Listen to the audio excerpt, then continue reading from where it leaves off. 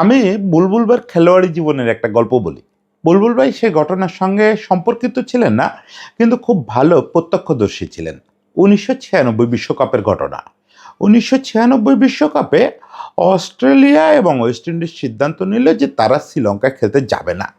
তখন তামিল টাইগার্সের সঙ্গে জাফনায় ভয়ানক যুদ্ধ হচ্ছিল শ্রীলঙ্কান বাহিনীর। সেটার অংশ হিসাবে বিশ্বকাপের কিছুদিন আগেই কলম্বোতে একটা ভয়াবহ বিস্ফোরণ হয়েছিল, অনেক মানুষ প্রাণও হারাইছিল। এমনিতেই ৯৬ বিশ্বকাপটা নিয়ে ইংলিশদের ইউরোপিয়ান বলতে ইংলিশ, অস্ট্রেলিয়া বা ওয়েস্ট ইন্ডিজ সবার খুব আপত্তি ছিল যে না, ৯৬ ওয়ার্ল্ড কাপ যদিও 87 খুব ভালোভাবে করে দেখাইছে ইন্ডিয়া পাকিস্তান, স্টিল ৯৬ বিশ্বকাপটা হোক, এটা ওই অংশে চাচ্ছিল না। কিন্তু ওই যে সেই জগমোহন ডালমিয়া, যিনি সালভে সাহেবের শিষ্য, ডালমিয়া জিনিসটা আদায় করে ছাড়লেন এবং আইসিসিতে আসলে তখন এশিয়ান ব্লক প্রবল প্রতাপশালী।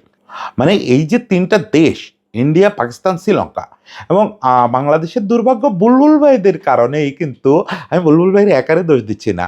ওই টিমটা 94 কোয়ালিফাই করতে পারবে না, এটা ডালমিয়া সাহেব কল্পনা করেন নাই। মূলত বাংলাদেশকেও এই প্যাকেটে তখনই নেওয়ার জন্যই অনেক আইন কানুন বদলায় 94 আইসিসি ট্রফি থেকে 3টা টিম ওয়ার্ল্ড কাপে নেওয়ার চেষ্টা করা হচ্ছিল। আইন করা হলো যে 3টার একটা তো বাংলাদেশ হবেই, বাংলাদেশ এখানে চলে আসলে বাংলাদেশও আমাদের প্যাকেটে চলে আসবে, 4টা দেশ মিলে কাঁপায় দিব। এই ছিল ডালমিয়া এহসান মানিদের প্ল্যান। সেই সময়টায় শ্রীলঙ্কায় ওই বোমা বিস্ফোরণ নিয়ে ওয়েস্ট ইন্ডিজ আর অস্ট্রেলিয়া শ্রীলঙ্কায় গেল না। ডালমিয়া সাহেব এবং মানি সাহেব কি করলেন, এহসান মানি সাহেব জানেন, একটা ভারত পাকিস্তান একাদশ করলেন। ভারতের 6 জন, পাকিস্তানের 6 জন, 12 জনের একটা টিম বানালেন। এদিকে বিশ্বকাপের ওপেনিং হলো এই কলকাতায়। ওপেনিংয়ের দুদিন পরেই ভারত পাকিস্তানের সম্মিলিত একাদশ শ্রীলঙ্কায় চলে গেল ম্যাচ খেলতে। দ্যাট ওয়াজ এ সেলিব্রেশন এবং এটাকে বলা হয় এশিয়ার ক্রিকেট কূটনীতিতে অন্যতম একটা সেরা অর্জন দেখায় দেওয়া। এবং ওখানে সাইড লাইনে অনেক ঘটনা ঘটছিল, খেলা চলতেছে মাঠে, ওরকম একটা সেলিব্রেশন ম্যাচ হচ্ছে, ভারত পাকিস্তান সম্মিলিত একাদশ ভার্সাস শ্রীলঙ্কা।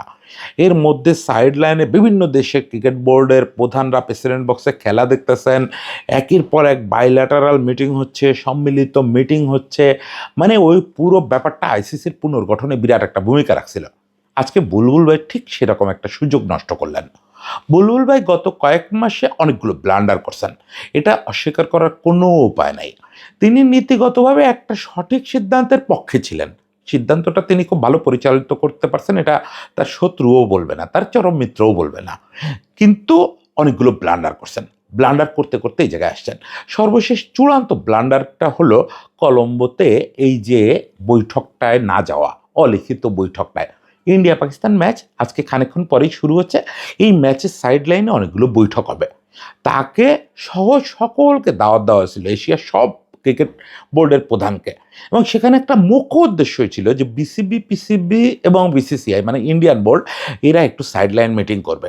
সেই জিনিসটা বুলবুল ভাই একটা ফালতু অজুহাত দিয়ে যে বাংলাদেশ টিম যা নাই তাইতে আমি যাব না, এটা কার কথায় করলেন আমি জানি না। খোদ নাকভি সাহেব এখানে হাজির থাকবেন এবং নাকভি সাহেব চাইছিলেন বাংলাদেশ এখানে, বিসিবি প্রেসিডেন্ট এখানে হাজির থাকুক। বুলবুল ভাই কার্যত কি চাচ্ছেন বুঝতেছি না, কিন্তু এই ব্লান্ডারটা যে করলেন, এটাতে বাংলাদেশের ক্রিকেট এইবার একটা গাড্ডায় পড়ার লাইন তৈরি করলেন উনি। সেটা একটু বিস্তারিত বলি।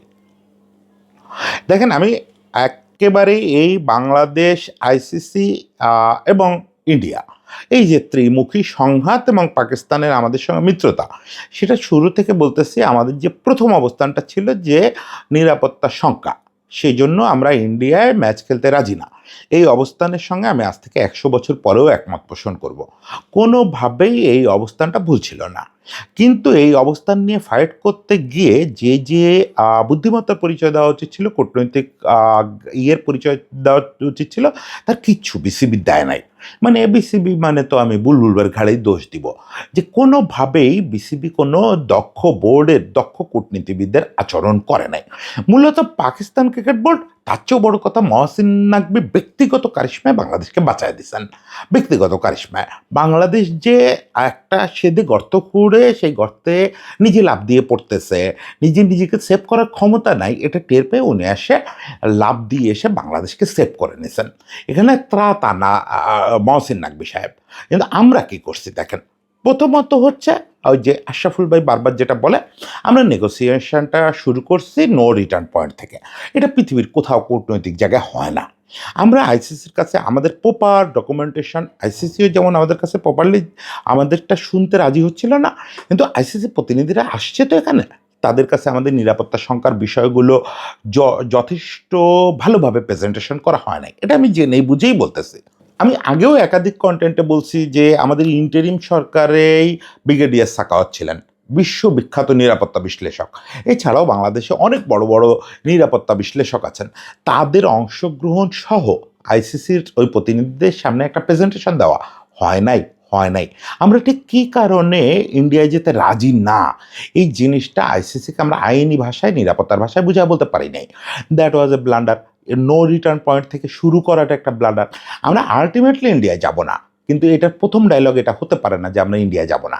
এটা শুরু করতে হয় যে ইন্ডিয়ায় আমরা নিরাপদ বোধ করতেছি না, ইন্ডিয়া কি করবে, আসেন আপনাদের প্ল্যান নিয়ে আপনারা আসেন। আমি কেন নিরাপত্তার শঙ্কার কী কী সমস্যা এগুলো আমার কেন বলতে হবে? আইসিসিকে আসতে বলেন, ইন্ডিয়াকে আসতে বলেন যে আপনাদের প্ল্যান নিয়ে আসেন, আমি দেখে বলবো যে এটা ঠিক আছে কি না। আপনারা যেগুলো ঘটাইছেন এইগুলার পরে এই প্ল্যানে কাজ হয় কিনা আমি দেখব। ওই নো রিটার্ন পয়েন্ট থেকে শুরু করায় ওটা হয় নাই। এরপরে ফাইন, আইসিসি প্রতিনিধিরা আসছে, তাদের সামনে একটা ভালো প্রেজেন্টেশন আমরা দিতে পারি নাই। এরপরে আইসিসি মিটিংয়ে আগেও বলছি, এর প্রত্যেকটা জিনিস আমি ওই সময়ের কন্টেন্টে বিভিন্ন ধাপে বলছি। আইসিসি মিটিংয়ের পরে যে প্রেস রিলিজ আইসিসি দিচ্ছে তাতে তারা পরিষ্কার বলছে যে বাংলাদেশ ক্রিকেট বোর্ডের পক্ষ থেকে নিরাপত্তার শঙ্কার বিষয়টায় এক কথা বারবার বলা হয়েছে যে মুস্তাফিজ ওখানে অনিরাপদ, মুস্তাফিজ ওখানে অনিরাপদ ছিল, মুস্তাফিজ অনিরাপদও বলে নাই। বাংলাদেশ বারবার বলছে মুস্তাফিজ কেন ছেড়ে দেওয়া হয়েছে। এসব অভিমানী কথা তো আপনি আইনি জায়গায় বলতে পারবেন না। আপনাকে ওখানে জার্গন দিয়ে এবং কনসিকোয়েন্স দিয়ে বুঝাইতে হবে যে মুস্তাফিজের ছাড়াটা কিভাবে আমাদের নিরাপত্তাহীনতা প্রমাণ করে। সেই জিনিসটা বুলবুল ভাই প্রেজেন্ট করতে পারে নাই।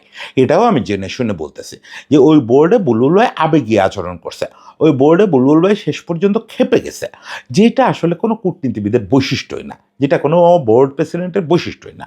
ওকে, এই অবস্থায় বাংলাদেশকে যখন স্ক্র্যাপ করা হলো, আলটিমেটলি আমরা যে জয়ের কথা বলি, এই জয় বাংলাদেশের কি কোনো ভূমিকা আছে? বুলবুল ভাই যে কথা বলছে যে সে ভারত পাকিস্তান ম্যাচ যাতে হয় সেই জন্য ইয়েতে গেছে, করাচিতে গেছে, এই কথাটা আপনার 0.5% সত্যি মনে হয়? পুরো ব্যাপারটা ঘটাইছেন নাকবি সাহেব এবং টু সাম এক্সটেন্ট পাকিস্তানের প্রধানমন্ত্রী শাহবাজ শরীফ। মানে ওনাদের তো একটা রাজনৈতিক মোটো ছিলই, বেলুচিস্তান সমস্যা, সীমান্ত সমস্যা এগুলো নিয়ে ছিলই। আর নাকবি সাহেব নিজে আবার পাকিস্তানের স্বরাষ্ট্রমন্ত্রীও বটে। সেগুলো বাদ দিলেও এটা খুবই সত্যি কথা যে তারা বাংলাদেশের প্রতি যথেষ্ট যথেষ্ট যথেষ্ট যথেষ্ট সহানুভূতি দেখাইছে এবং বাংলাদেশের হয়ে যথেষ্ট বড় একটা বাজি খেলে দিছে। সেই বাজিতে তারা জানতো যে তারা জিতবে, কারণ তাদের হাতে ভালো অস্ত্র ছিল। সেইটা দিয়ে তারা নিজেদের তেমন কোনো স্বার্থ উদ্ধার করতে যায় নাই। ওটা বুঝছে যে একবার আমরা ক্ষমতা দেখাই, পরবর্তীকালে স্বার্থ উদ্ধার করব। আপাতত হ্যান্ডশেক ম্যান্ডশেকেই থাক ব্যাপারটা। বুলবুল ভাই বাংলাদেশের মিডিয়ারে বলছে যে সে পাকিস্তান ইন্ডিয়া আইসিসির সংকট মিটাইতে গেছে, আসলে নাকবি সাহেব তারে ডাকছে যান বাঁচানোর জন্য, যে তুমি এখানে এসে বসো আমার পাশে, তাইলে আমি তোমারে বাঁচায় দিচ্ছি, তোমারে সেভ করে দিচ্ছি বিসিবিতে নাহলে আসলে বিপদে তো পড়তোই। জরিমানা হতো, বাংলাদেশকে অনির্দিষ্টকালের জন্য এফটিপিতে স্থগিত করে দেওয়া হতো, একের পর এক ট্যুর সাসপেন্ড হতো, পাকিস্তান ছাড়া আমাদের সঙ্গে কেউ বাইল্যাটারাল সিরিজ খেলতো না, আমাদের র্যাঙ্কিংয়ের যে অবস্থা, আমরা দুটো একটা সিরিজ মিস করলেই 2027 বিশ্বকাপের কোয়ালিফাইং থেকে ছিটকে যাইতাম, অনেক সমস্যায় পড়তাম, অনেক অর্থ আটকায় দিতে পারতো। সব নাকবি সাহেব সমাধান করে দিয়েছেন। এখানে বুলবুল ভাইয়ের বা বিসিবির কোনো কৃতিত্ব নাই। এটা বারবার বলা হয়েছে, আজকে একটু নিষ্ঠুরভাবে বলে। এখন শেষ পদক্ষেপ কী ছিল? এই পুরো ব্যাপারটা যখন সমাধান করে আসছেন, তখন তো আমরা জয়ের ভাষাতেই দেখাইতে চাইছি জিনিসটা যে আমরা জিতে গেছি। আমি একটা থাম্ব করছি, সেখানে আসিফ নজরুল বসে আছেন, পাশে বুলবুল ভাই দাঁড়ায় আছেন, আমরা জিতছি। কিন্তু আমি পাশে অবশ্যই নাকবি সাহেবের ছবিটা রাখছি। জিতছে আসলে তো ওই লোক, আমরা তো আমাদের উনি জিতে এনে কেক দিয়ে বলছেন নাও খাও, আমরা সেই কেকটা খাওয়ারও যোগ্যতা রাখি না। মানে কেকটা হজম করা দূরে থাকা, আমরা খাওয়ারও যোগ্যতা রাখি না। আজকে যখন এই যে ভারত পাকিস্তান ম্যাচটা আয়োজিত হচ্ছে, তখন কিন্তু এটাকে পাকিস্তান সহ সমস্তগুলো দেশ একটা কূটনৈতিক আলোচনার একটা সুযোগ হিসাবে নিচ্ছে। পৃথিবীর ইতিহাসে স্পোর্টস ম্যাচ অলওয়েজ কূটনৈতিক বরফ গলানোর একটা জায়গা।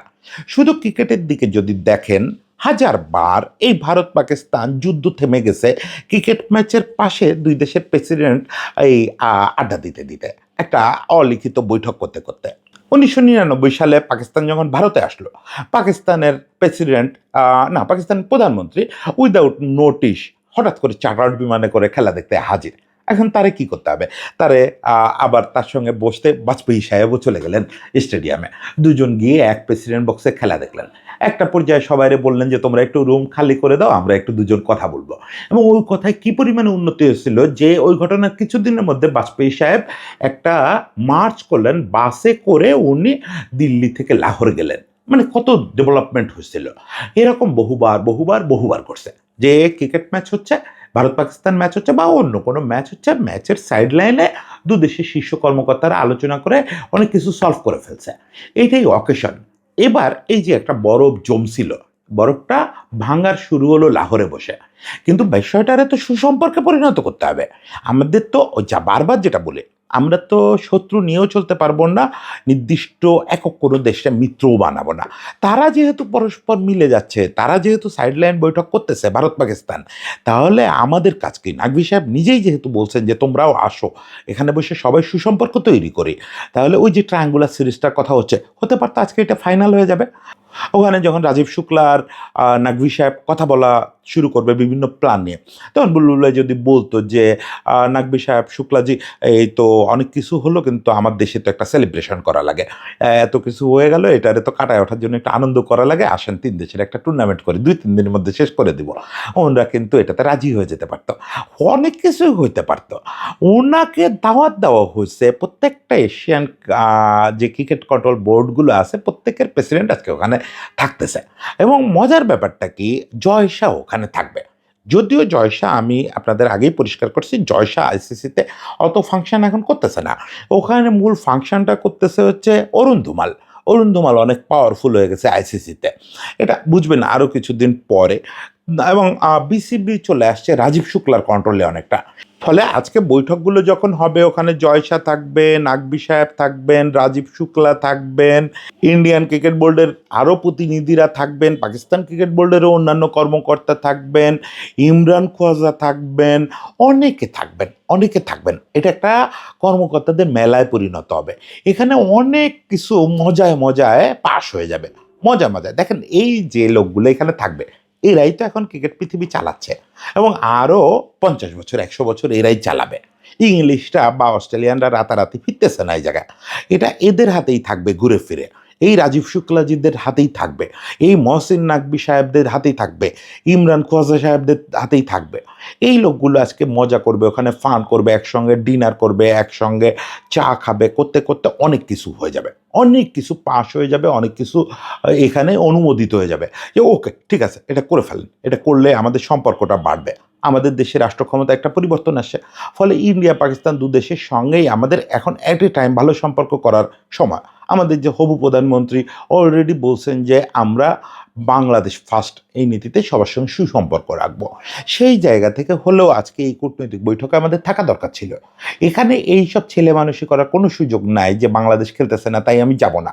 ওরা যদি এখন নাকভি সাহেব যদি ফোন করে ইয়েদের কথা বাদ দেন, রাজীব শুক্লা বা আইসিসির কথা বাদ দেন, নাকভি সাহেব যদি ফোন করে বলে যে আমিনুল, বাংলাদেশ যে খেলতেছে না এটা কি আমার দোষ? আমি তোমারে বললাম এখানে আসো, সবাই মিলে কিছু জিনিস একটু গসিপ করি, গসিপের মধ্যে দিয়েই তো এসব জিনিস হয়, তুমি আসলা না কেন?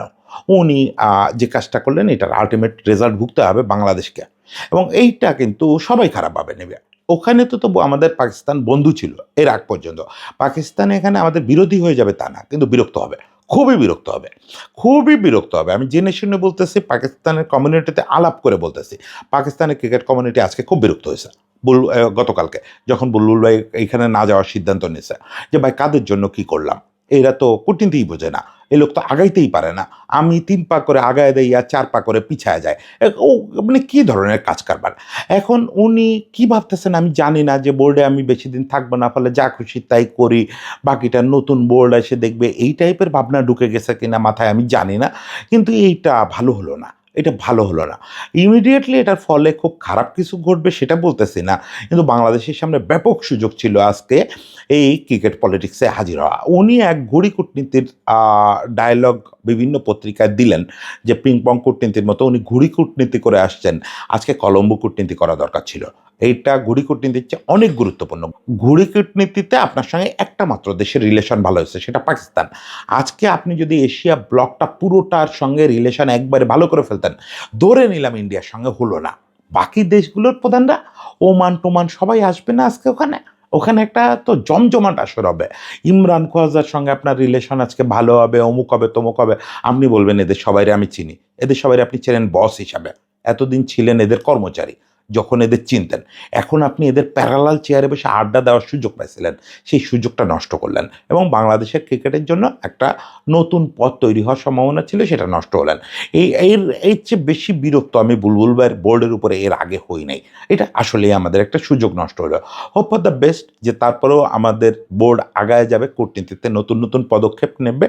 হোপফুলি আমাদের নতুন সরকার এসে সেই পথে ক্রিকেটকে আগায়া দিবে। এটা থেমে থাকার সময় না, আমাদের সামনে আগাইতে হবে।